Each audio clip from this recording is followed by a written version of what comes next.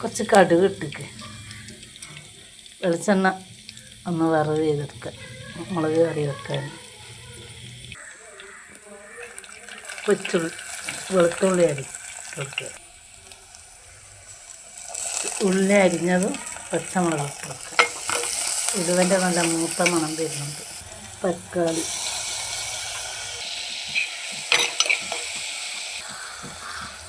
ആവശ്യത്തിനുള്ള മുളക് പൊടി മഞ്ഞൾപ്പൊടി പുളിവെള്ളം പറഞ്ഞു